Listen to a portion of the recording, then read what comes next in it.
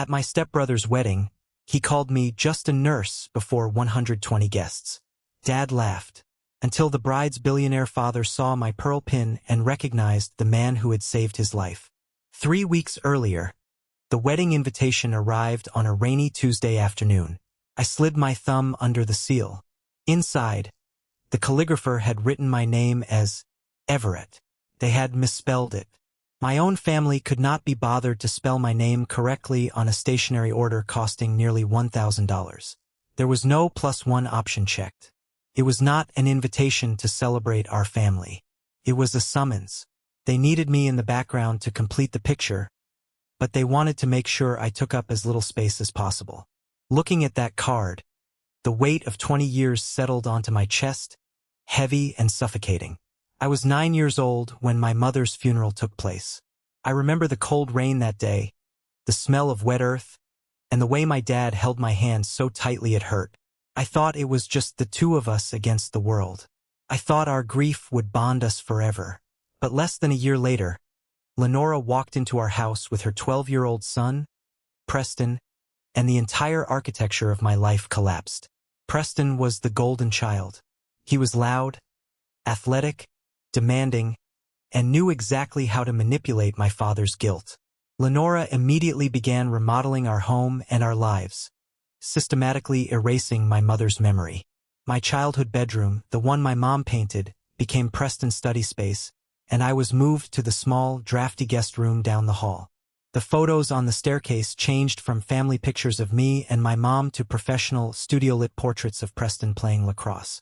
The ultimate betrayal, the one that broke my relationship with my father forever, came when it was time for college. My mother had set up a small college fund for me before she passed away. It wasn't a fortune, but it was enough for a state school.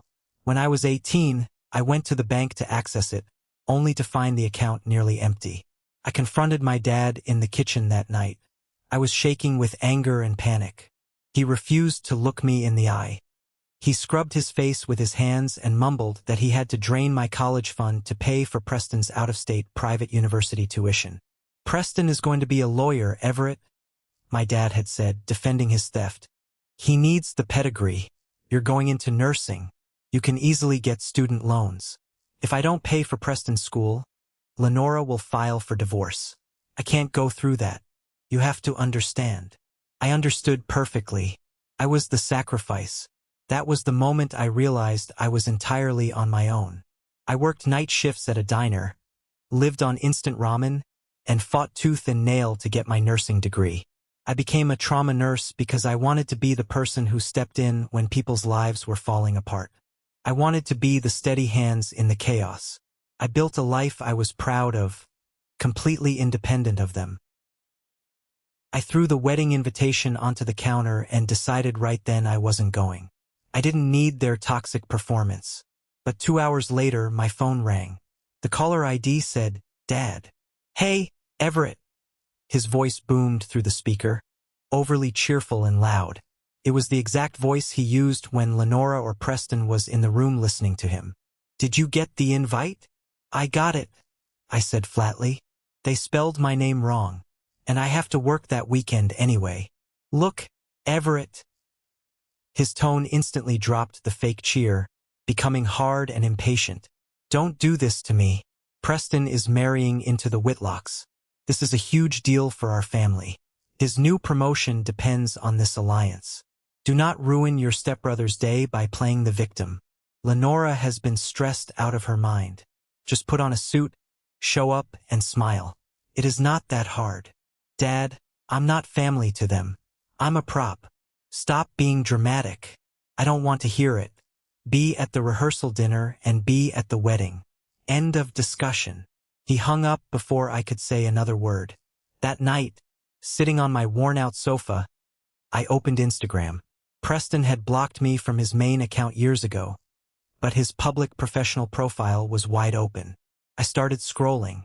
Preston had constructed an absolute masterpiece of fiction. There were perfectly filtered photos of him, Lenora, and my dad at high-end steakhouses, on rented sailboats, and at charity galas.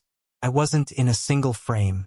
The captions read, "Nothing matters more than my blood. Family is everything." But the lies went deeper.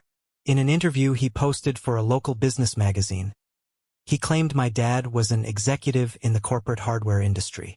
My dad managed a neighborhood hardware store off the highway. He called Lenora a retired event management CEO.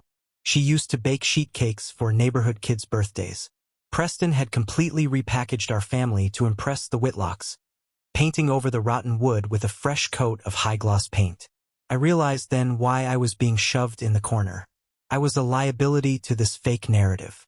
A trauma nurse pulling 12-hour shifts, driving a beat-up car, and living in a modest apartment didn't fit the billionaire aesthetic. Fast forward to the week of the wedding. The opening act of this nightmare was a mandatory Sunday brunch at the Whitlock estate. I pulled up to the massive iron gates in my 10-year-old Honda Civic. The valet attendant, a kid in a crisp uniform, looked at my car like it was a rolling trash can. He parked it directly between a flawless black Rolls-Royce and a silver Porsche 911. The visual contrast was almost comical. The Whitlock estate was breathtaking. Stone pillars, manicured hedges trimmed with geometric precision, and an oak double door that looked like it belonged to a European castle. I walked inside, trying to smooth the wrinkles out of my shirt. The house smelled like fresh lilies and old money. Caterers glided silently across the marble floors holding silver trays of caviar, smoked salmon, and champagne. I immediately felt the familiar sensation of becoming invisible. I grabbed a glass of sparkling water from a tray and tried to find a quiet corner. I walked down a long hallway lined with expensive original art, looking for the bathroom. I passed an open door that led into a massive cherrywood study. I don't know why I stopped. Maybe it was the sheer size of the room, or the walls lined with impressive business awards and real estate plaques. But as I glanced inside, something on the center bookshelf caught my eye. It was a framed photograph next to a clipped newspaper article. I stepped into the room to get a closer look. The headline from a 3-year-old newspaper read, "Local businessman survives horrific highway crash thanks to off-duty nurse." Next to it was a photo of a man in a hospital bed. His face was severely bruised. A thick cervical collar was wrapped tightly around his neck, and oxygen tubes were taped to his nose. My heart did a strange, violent kick in my chest.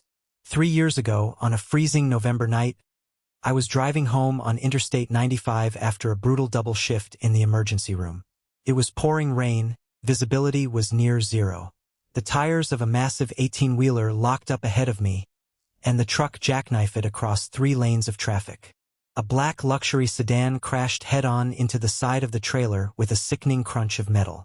I pulled my car to the shoulder, grabbed my emergency trauma kit from the trunk, and sprinted through the freezing rain and shattered glass. The driver of the sedan was pinned violently beneath the crushed steering column.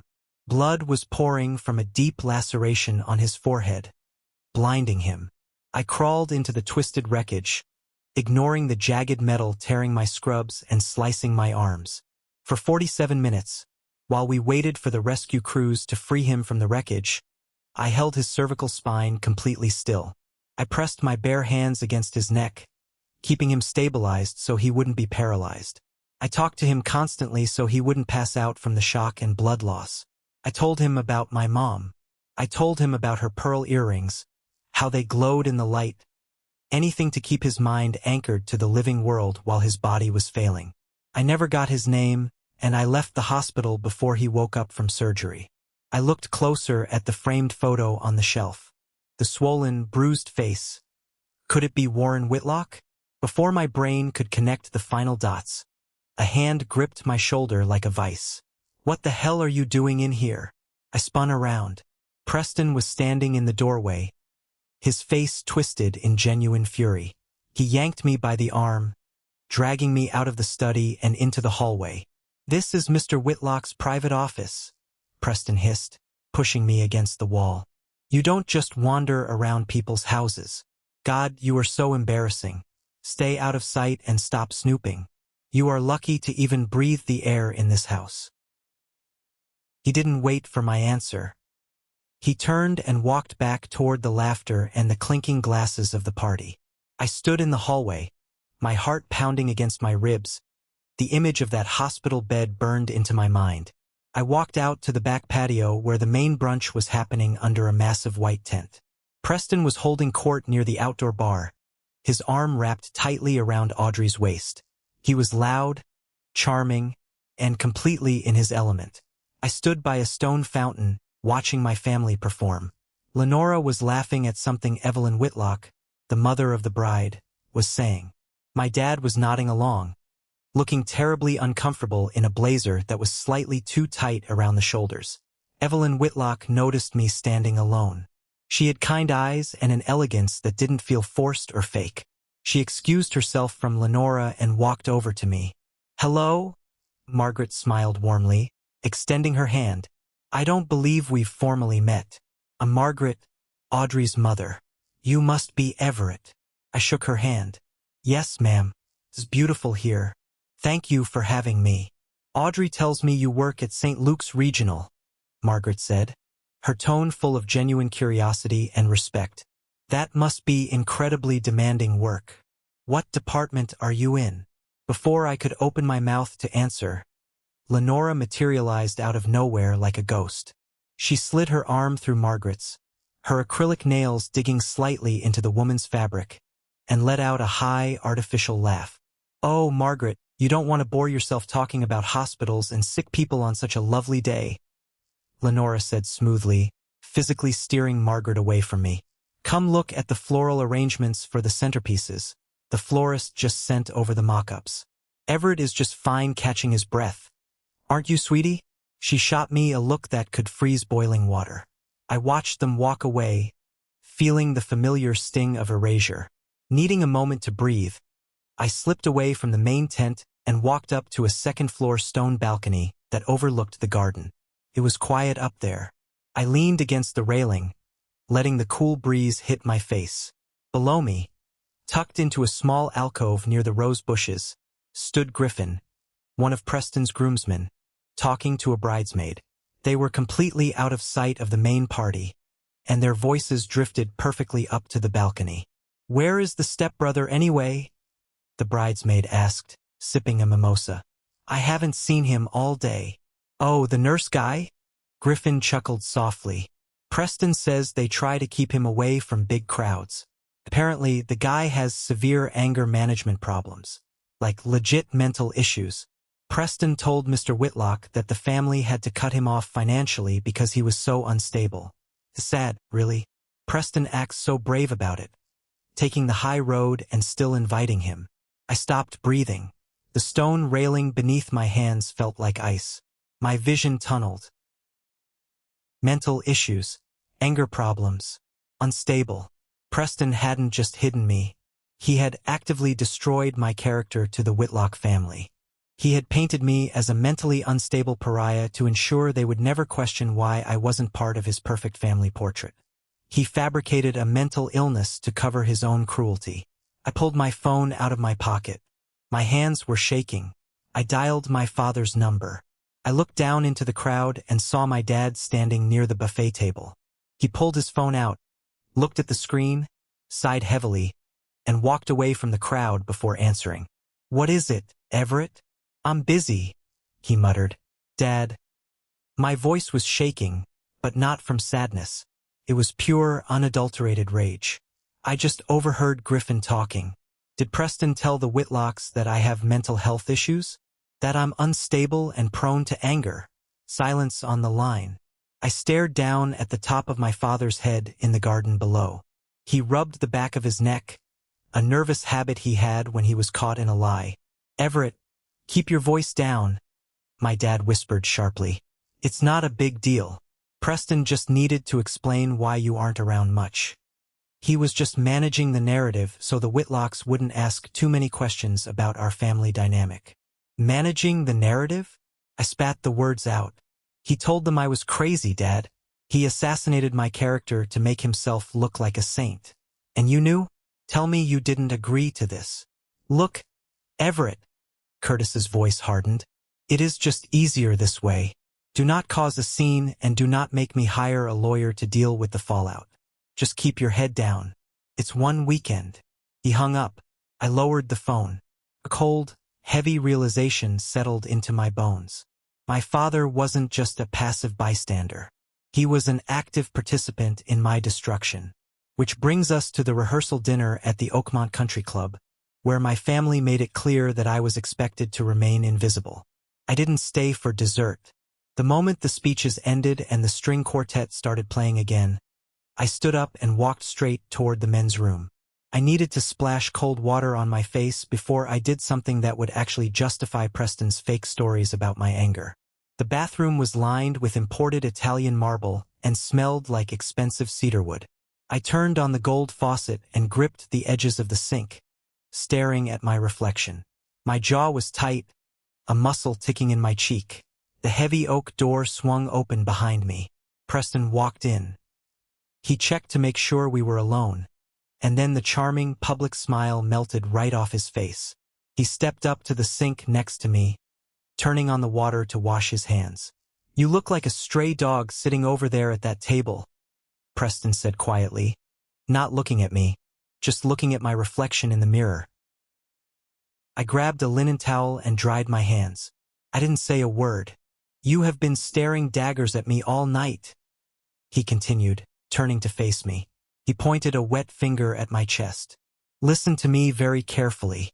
Tomorrow is my wedding day. I am getting a major promotion at my corporate law firm because I am marrying into the Whitlock family. I will be handling their real estate acquisitions. This is the biggest weekend of my life. Do not screw it up with your pathetic pity party." "You told them I was mentally unstable," I said, my voice dangerously low. Preston rolled his eyes, utterly unbothered. "Oh, grow up. I gave them a reason to pity you so they wouldn't ask why you're a 29-year-old nurse who still drives a beat-up Honda. I did you a favor. Just know your place, Everett. Sit in the back, eat the free food, and keep your mouth shut." He threw his damp towel into the brass basket and walked out. I stood there, listening to the heavy door click shut. Know your place. I took a deep breath. He thought he had won. He thought I was broken. The next afternoon was the wedding day, the main event. I drove up to the Whitlock estate just as the sun was beginning to set. The front drive looked like a luxury car dealership. The valet attendants were sprinting back and forth, parking rows of red Ferraris, sleek Lamborghinis, and massive Mercedes G-Class SUVs. I handed the keys of my Honda Civic to a teenager in a vest, ignoring the slightly amused look on his face. I didn't care anymore. The reception was held inside a colossal glass-paneled tent erected on the back lawn. Thousands of fairy lights hung from the ceiling, mimicking a starry night sky. The centerpieces were towering arrangements of white orchids and imported roses. A 12-piece jazz band was warming up on a massive stage. I found my seating card. Table 18. My seating card directed me to table 18. It was positioned behind a towering floral pillar, right beside the entrance the waitstaff used to bring out the food. I sat down. 2 chairs beside me belonged to guests who did not attend. On my other side was Maisie, a college student hired to watch the flower girls. I smoothed the lapels of my dark suit. The small pearl pin caught the ambient light, glowing softly against the dark fabric. I touched it gently. "I am here, Mom," I thought. "I am surviving." The grand entrance happened. Preston and Audrey danced onto the floor to thunderous applause. My dad and Lenora were seated at the front, beaming, raising their glasses. The dinner service began. Waiters rushed past my table, their elbows brushing the back of my chair. I ate my steak in silence, watching the spectacle from the shadows. As dinner ended, Preston stepped onto the stage with a crystal microphone and the effortless, arrogant smile he had spent 32 years perfecting. He began his toast by praising his mother, Lenora, calling her his rock and the woman who had taught him elegance, resilience, and grace. Then he turned to Curtis and called him the man who had shown him what a real father looked like. Finally, Preston scanned the room. His gaze moved past the wealthy developers and the partners at his law firm before landing on the dark corner where I sat. A cruel smirk touched his lips. He paused until every guest was listening. "And way in the back," Preston said, his voice echoing through the speakers. "That is my stepbrother, Everett. He is just a nurse. He said the word nurse as though it described a stain on a rug. The room went silent for a split second. Then my father laughed. It was not a nervous chuckle. Curtis threw his head back and laughed at me. Lenora smirked behind her champagne flute. A ripple of polite laughter moved through the 120 guests. I gripped my water glass and used the breathing technique I relied on when a patient was coding. For seconds in, for seconds out. I did not stand or storm away. I let the humiliation wash over me. But one man at the head table was not laughing. Warren Whitlock sat perfectly still, staring at my face and then at the small pearl pin on my lapel. He leaned toward Evelyn and whispered something that made her turn toward me at once. About an hour into the dinner, the music softened. People were mingling between tables. I was staring at the condensation dripping down my water glass when I noticed a shadow fall over my table. I looked up. Standing there, wearing a custom tuxedo with a look of intense, almost trembling focus on his face, was Warren Whitlock. He didn't look at the empty chairs. He didn't look at the waiters rushing past. His eyes were locked entirely on me. He pulled out the empty chair next to mine, the chair meant for a guest who did not attend, and sat down. At the worst table in the room, the billionaire host took a seat. "You know," Richard said, his voice quiet but carrying a weight that made the noise of the room fade away. He stared at his hands resting on the table. 3 years ago, I was in a terrible accident. Interstate 95. A truck jackknifed in the rain. My heart stopped. The blood rushed to my ears, a loud roaring sound drowning out the jazz band. My car was crushed, Richard continued, turning his head slowly to look at me. I was trapped. I was bleeding out. I couldn't feel my legs. I was terrified, and I was absolutely certain I was going to die in the dark, in the rain. He paused, taking a slow, shaky breath. But someone climbed into that wreckage. Someone held my neck still for 47 minutes. He talked to me. He told me he was a nurse. He told me about his mother and her pearl earrings. Richard's eyes dropped from my face to the lapel of my jacket. He stared at the pearl pin. A single tear broke loose and tracked down his weathered cheek. "I tried to find him," Richard whispered, his voice cracking with emotion. "The hospital wouldn't release his name due to privacy laws. But I never forgot his voice. I never forgot the story about the pearls." He reached out and gently tapped the table in front of me. "Is it you?" Richard asked. I looked into the eyes of the man I had pulled from the edge of the grave. I swallowed the lump in my throat. "Yes, sir," I said quietly. "It's me." Richard closed his eyes. He let out a breath that sounded like he had been holding it for 3 years. He stood up slowly, placed a heavy hand on my shoulder, squeezed it tight, and walked away without another word. Warren closed his eyes. He let out a breath that sounded as though he had been holding it for 3 years. He placed a heavy hand on my shoulder and asked whether he could confirm the details with my hospital. I nodded and gave him permission.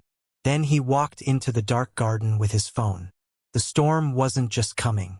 It was already here. I sat at table 18, my heart hammering against my ribs like a trapped bird inside my chest. The jazz band was playing a slow, sweeping rendition of an old Frank Sinatra song, the upright bass thumping in time with my pulse. But all I could really hear was the rushing blood in my ears. I watched through the clear plastic walls of the massive reception tent as Warren Whitlock stood out in the dark garden.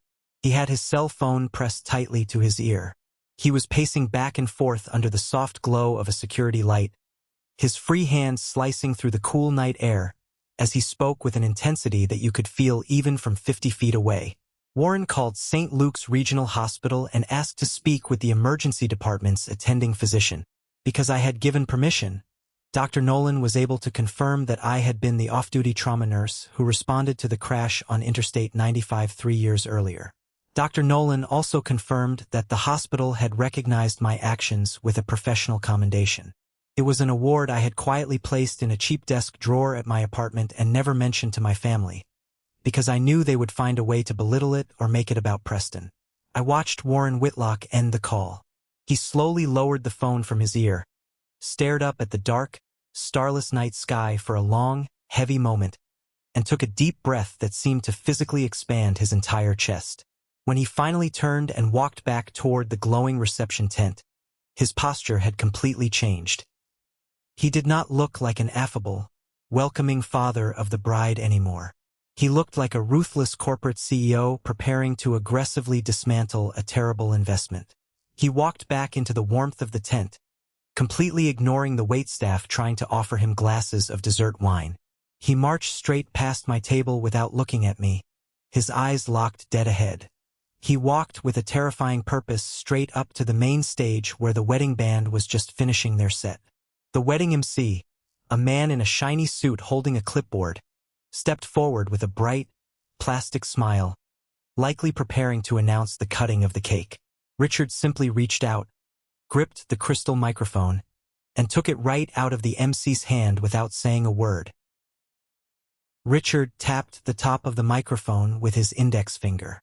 The sharp, heavy thud echoed through the massive concert-grade speakers, instantly cutting through the low chatter, the clinking of heavy silverware, and the soft ambient music.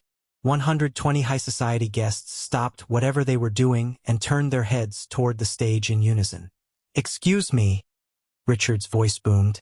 It was a voice heavily accustomed to commanding boardrooms and closing several million-dollar deals, a voice that demanded absolute silence. "I need everyone's attention right now. I have something extremely important to say." Up at the head table, Preston smiled confidently. He leaned back in his luxurious chair, draped his arm comfortably over his new wife, Audrey, and crossed his legs.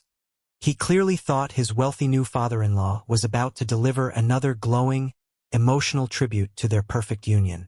He thought this was another speech to validate the fake, flawless reality he had spent 2 years building. Lenora adjusted her posture, smoothing the fabric of her expensive gown and making sure she was sitting perfectly straight for the photographers who were quickly circling the stage. My father, Curtis, held his glass of scotch, a look of proud anticipation plastered on his face. Richard did not look at Preston. He stood at the absolute center of the stage, holding the microphone with a grip of iron. "Most of you sitting in this room tonight know that 3 years ago, I was involved in a horrific near-fatal accident on Interstate 95, Richard began. The room instantly fell into a pin-drop silence. You could hear the wind rustling the canvas of the tent. A commercial truck jackknifed in the pouring rain. My car slammed into it at highway speeds. The front end of my vehicle was completely crushed inward. The heavy steering column pinned my legs to the floorboard, and the roof collapsed directly onto my head. I was bleeding profusely from a severe head wound. I could not move a single muscle. I was in agonizing pain. I was terrified, and I was absolutely convinced that I was taking my final breaths on this earth." He paused, letting the heavy, brutal reality of his words settle over the crowd of people wearing expensive jewelry and custom designer suits. For 47 agonizing minutes, before the rescue crews could free me from the wreckage, I was kept alive by one single person, Richard continued, his voice thick with a raw, unfiltered emotion that made my own throat tighten. A young man crawled into the jagged, twisted metal of my car. He completely ignored the broken glass tearing through his own skin. He held my cervical spine perfectly still with his bare hands so that I would not be permanently paralyzed. He talked to me the entire time. He told me about his late mother. He told me about her beautiful pearl earrings to give me something gentle and beautiful to focus on while I bled in the cold dark. Audrey was staring up at her father, tears rapidly welling in her eyes, her hands covering her mouth. Evelyn Whitlock sat frozen, her eyes shining with unshed tears. I tried for 3 long years to find this man. I hired private investigators. I begged the hospital administration. But he never came forward seeking a financial reward. He never asked for public recognition. He simply saved my life and walked away into the night because that is exactly the kind of incredible man he is. Richard took a slow, deliberate step forward on the stage. The bright spotlight tracked his movement. Tonight, by a sheer miracle, I finally found him. The collective gasp that rippled through the massive tent was entirely audible. 120 people held their breath, waiting for the revelation. Richard slowly raised his right arm and pointed a single, unwavering finger across the sea of white tablecloths, past the towering floral centerpieces, straight toward the back corner of the room. He pointed straight at table 18. The man who saved my life is sitting right here in this tent tonight. He is sitting at table 18. His name is Everett. Every single head in the room snapped around to look at me. The movement was so sudden and synchronized it felt like a wave crashing. I was sitting under the dim light near the kitchen's swinging doors, wearing my cheap, off-the-rack gray suit, with the small pearl pin gleaming softly on my lapel. I felt the heat rise in my cheeks, my face flushing under the intense weight of 120 stares. But I did not look away. I planted my feet on the floor and held my head high. Earlier tonight, Richard's voice hardened, transforming from emotional gratitude into a sharp, dangerous weapon. He turned his head slowly to glare directly down at the head table. The groom stood on this stage and thought it was incredibly amusing to introduce Everett as just a nurse. I watched members of his own family laugh at him like he was a joke. Preston's confident, arrogant smile vanished completely. The color rapidly drained from his face, leaving his skin looking like wet ash. He looked like a panicked ghost. Lenora's mouth fell open in sheer, unadulterated horror. My dad, Curtis, froze completely stiff, a glass of water hovering halfway to his lips, his eyes wide with a sudden, crushing realization. "Let me tell you exactly what just a nurse means," Richard thundered, his voice echoing fiercely through the speakers, shaking the very air in the tent. "It means kneeling in freezing rain and shattered glass to hold a dying stranger together. It means possessing a level of character, integrity, and selfless courage that most of the people laughing tonight could never even comprehend. Everett is a hero. He is the only reason I am standing here to witness my daughter's wedding today." Someone at a table near the front started clapping. It was a slow, deliberate, powerful clap. Then, a prominent local real estate developer stood up and joined in. Within 5 seconds, a massive, unstoppable wave of movement swept through the tent. One by one, then table by table, the guests pushed their chairs back and stood up. The applause roared like a physical force. It was a deafening standing ovation, directed entirely at the man they had shoved into the darkest, most humiliating corner of the room. I stood up slowly. My knees were visibly shaking, but I looked directly at Warren Whitlock and nodded respectfully. Up at the head table, the illusion violently shattered. Preston panicked. His carefully constructed world of lies and manipulation was disintegrating in real time in front of the wealthiest, most powerful people in the state. In a moment of pure, unfiltered desperation, Preston entirely lost control. He jumped to his feet, knocking his heavy wooden chair backward onto the floor. "He should have stayed invisible," Preston screamed, his voice cracking wildly, pointing a shaking, accusatory finger at me. "He ruined everything. He is mentally unstable." The thunderous applause abruptly died. The silence that followed was heavy and deafening. Preston stood there, chest heaving, realizing a second too late that he did not have a microphone. But his true, ugly, vicious nature had just been broadcast to everyone who mattered. He had just publicly confirmed his own cruelty. Audrey looked up at her new husband, as if she were looking at a dangerous stranger who had just broken into her home. She stood up abruptly, her stunning designer wedding dress rustling loudly in the painfully quiet tent. She took 2 large steps away from him. "What did you just say?" Audrey asked, her voice trembling with absolute horror and disgust. "Preston, what is wrong with you?" Before Preston could stammer out a pathetic excuse or try to spin his outburst, Evelyn Whitlock rose from her seat. Margaret possessed that quiet, terrifying authority that only comes from decades of holding immense social and financial power.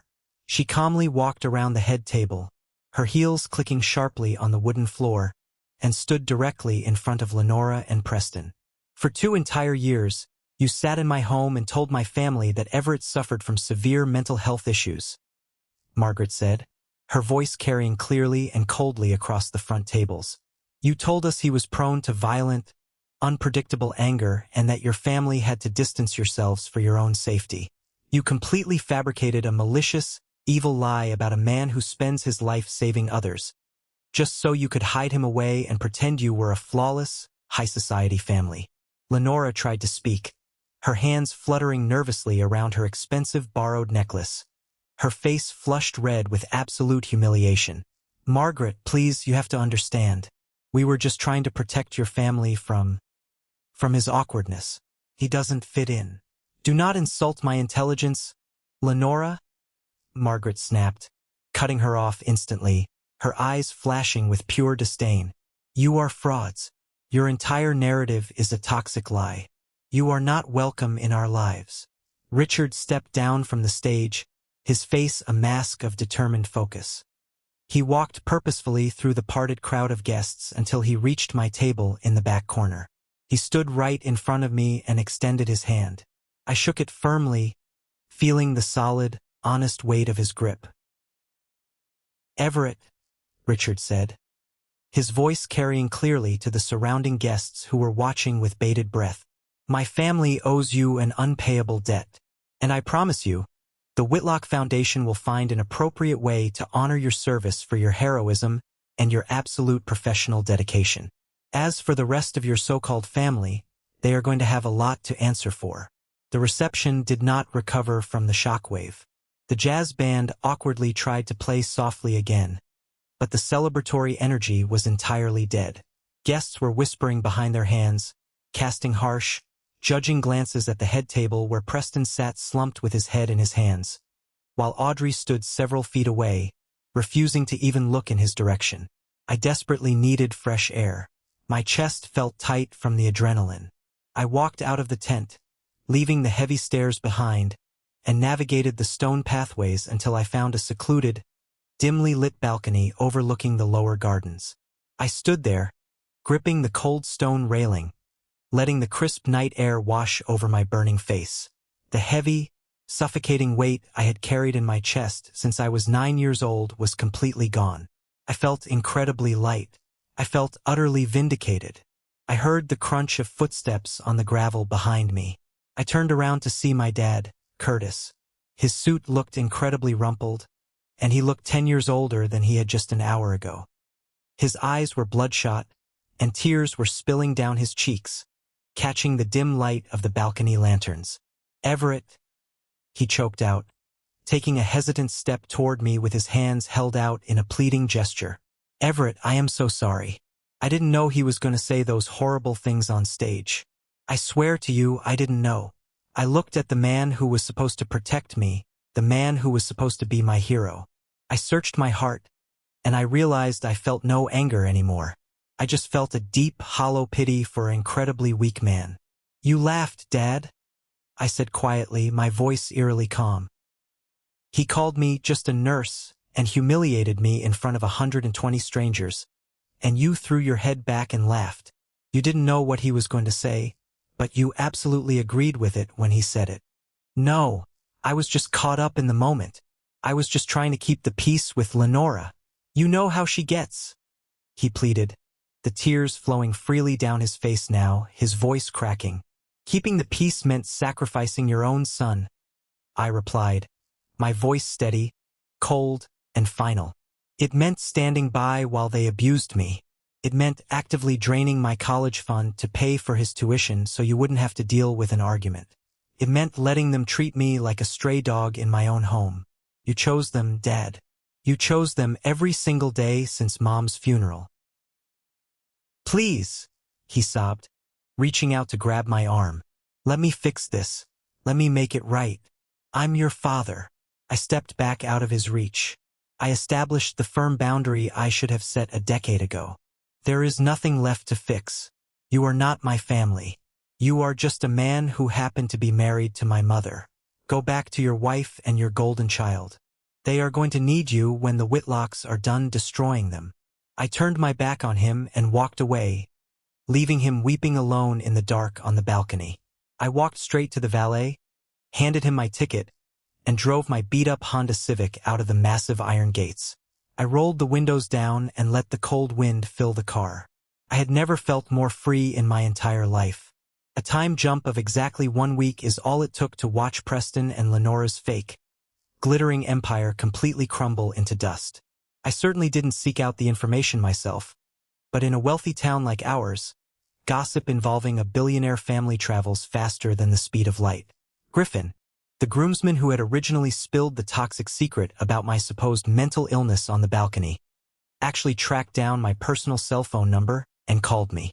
He profusely apologized for believing Preston's lies, and then he eagerly filled me in on the massive fallout. Preston's life became a living, breathing nightmare of his own making. The Whitlocks were ruthless, incredibly protective business people who absolutely despised being manipulated. Audrey did not file for divorce on Sunday morning, but she packed her bags, left their shared apartment, and moved back into her parents' estate the very morning after the wedding. Warren Whitlock immediately contacted Preston's prestigious corporate law firm. Preston was explicitly hired and slated to handle Richard's massive commercial real estate portfolio, which was the entire reason Preston was guaranteed a massive promotion to junior partner. Richard brutally pulled all of his accounts. The law firm partners, furious at losing their biggest, most lucrative client because of an associate's personal lies, completely revoked Preston's promotion on the spot. They placed him on indefinite administrative leave pending a severe character and ethics review. He was functionally unemployed. Furthermore, Warren and Evelyn met Preston with their attorneys present. Audrey had already moved back to her parents' estate and instructed her lawyer to prepare divorce papers. She told Preston that if he wanted any chance of rebuilding the marriage, he would have to enter therapy voluntarily, accept full financial independence from her family, and negotiate a marital agreement with separate legal counsel. If he refused, she would file for divorce. For the first time in his life, Preston could not bully anyone into surrendering control. As for Lenora, her relentless social climbing hit a concrete brick wall. Evelyn Whitlock made exactly 3 phone calls to the wealthy heads of the local country club and the exclusive charity boards Lenora was so desperate to join. Overnight, Lenora became a complete social pariah. Her phone completely stopped ringing. The wealthy friends she had tried so hard to impress suddenly did not have time for lunch or coffee. Her carefully curated, fake Instagram account went completely silent after hundreds of people started leaving mocking comments about her fake status as a former CEO and her cruel treatment of her stepson. She was ruined. While their shallow, fake world was rapidly shrinking into nothing, mine was expanding in incredible ways I never thought possible. On a bright Tuesday morning, while I was sitting in the dingy break room at the hospital drinking a terrible cup of cheap coffee, my phone rang. The caller ID showed an unknown number from the high-rise downtown financial district. "Hello, is this Everett?" A crisp, highly professional woman's voice asked. "Speaking. Everett, my name is Celeste. I am the executive director of the Whitlock Foundation. Warren Whitlock asked me to reach out to you personally this morning." I sat up a little straighter in my plastic chair. "Okay, what can I do for you, Celeste?" "Actually, it is what we are going to do for you," she said, her voice warming up considerably. "Mr. Whitlock has officially established a new, heavily funded branch of our philanthropic trust specifically designated for first responders and medical professionals who demonstrate exceptional bravery off the clock. He has proudly named you the inaugural recipient. The board of directors has unanimously approved a $200,000 educational and lifestyle grant in your name. You can use it to completely pay off any remaining student loans you took out when your college fund was compromised, fund your advanced trauma certifications, or simply put a down payment on a house. The foundation will structure the award and cover any applicable tax obligations." I dropped my coffee cup. It clattered loudly onto the cheap linoleum floor, splashing brown liquid everywhere. $200,000? I whispered, my voice completely failing me. "Yes, Everett. Dr. Nolan also asked me to pass along separate news. The hospital's promotion committee completed its review and approved your appointment as charge nurse of the trauma unit, effective next Monday. The decision was based on your record, leadership, and years of service. Mr. Whitlock has also chosen to make a substantial donation to the emergency wing in your honor, but the hospital made clear that the donation played no role in your promotion." I sat alone in that quiet break room, staring blankly at the spilled coffee on the floor, and for the first time since my mother died when I was 9 years old, I cried. They were not tears of pain, rejection, or loneliness. They were tears of overwhelming, pure, unadulterated relief. The universe had finally beautifully balanced the scales. Exactly 2 days after that incredible phone call from Celeste, a thick, heavy envelope arrived in my apartment mailbox. The handwriting on the front was shaky, rushed, and unfortunately very familiar. It was from my father. I took the envelope inside, made myself a hot cup of tea to calm my nerves, and sat at my small, scratched kitchen table. I slowly opened the envelope. Inside were 3 pages of densely packed, handwritten text on yellow legal paper. Curtis poured his entire heart out onto those pages. He wrote extensively about his crushing guilt, about how he had been an absolute coward for 20 years. He openly admitted that he let Lenora completely manipulate him because he was utterly terrified of being alone again after my mother's funeral. He confessed that stealing my college fund to pay for Preston's law school was the single greatest regret of his miserable life. He wrote that standing on that balcony the night of the wedding felt like attending a second funeral, a funeral for the father he was supposed to be. He shamelessly begged for a second chance. He begged to take me to dinner, to start over, to somehow earn custody of our relationship back before it was too late. I read every single word carefully, absorbing the ink. I felt the profound sorrow and desperation radiating from the pages. But as I reached the very end of the 3rd page, I realized something incredibly important about myself. I did not feel any burning anger anymore, but I also did not feel a single ounce of desire to pick up the phone and call him. The emotional cord was permanently cut. You cannot deliberately starve a child of affection and basic respect for 20 years, throw them to the wolves for your own selfish comfort, and then expect a single, tear-stained letter of apology to magically rebuild the burned bridge when the wolves finally turn around and bite you. I folded the letter neatly along its original creases. I walked slowly into my bedroom and opened the bottom drawer of my wooden nightstand. I placed the letter inside, shut the drawer firmly, and walked away. I did not write him back. I did not call him. My absolute, unwavering silence was the final, devastating answer he would ever receive from me. True peace comes from finally knowing you no longer have to carry someone else's toxic, heavy baggage. It has been 6 full months since the disastrous wedding that changed the trajectory of my life. Yesterday morning, I walked through the sliding glass doors of St. Luke's Regional Hospital for my early morning shift. I confidently swiped my security keycard at the main desk, and the heavy double doors to the trauma bay slid open. I looked down at my crisp, clean scrubs. Clipped securely to my chest pocket was a brand new, shiny silver badge that clearly read, Everett, Charge Nurse, Trauma Department. Pinned right next to that shiny new badge was the small, elegant pearl lapel pin.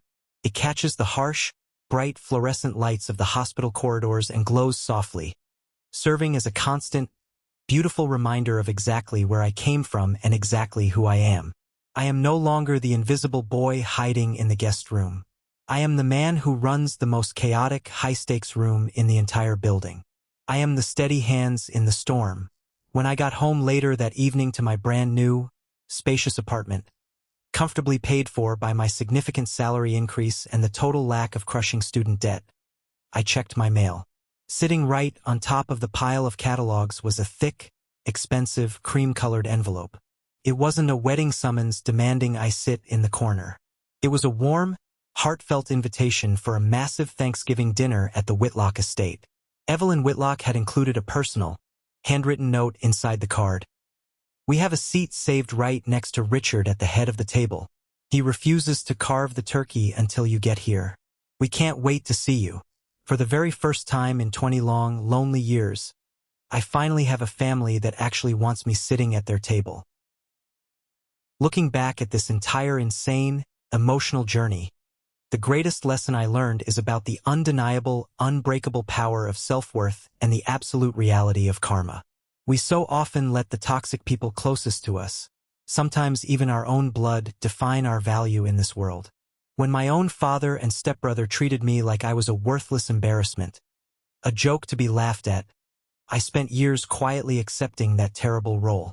I sat in the dark corners. I swallowed the vicious insults. But the beautiful truth is, your inherent value does not decrease simply because of someone else's inability to see your worth. I kept doing the right thing even when it was incredibly hard. I worked grueling shifts. I saved a stranger's life without ever asking for a reward or a parade. And I stayed entirely true to my own morals. Karma is not always immediate, but I promise you, it is absolute. Preston thought he could build an arrogant empire on lies and cruelty, and he ended up miserably trapped in a legal and financial prison of his own making. I focused purely on building a life of quiet integrity, and it eventually brought me entirely out of the shadows and into the bright light. You simply cannot fake genuine character, and eventually, the world will test you to see what you are really made of. I would love to know what you took away from my story today. What is the one lesson or perspective about family, boundaries, or karma that resonated with you the most? Please share your thoughts in the comments below, or simply type the word good, so I know you found real value in my journey. Thank you so much for listening, and remember, never, ever let anyone relegate you to the back table of your own life.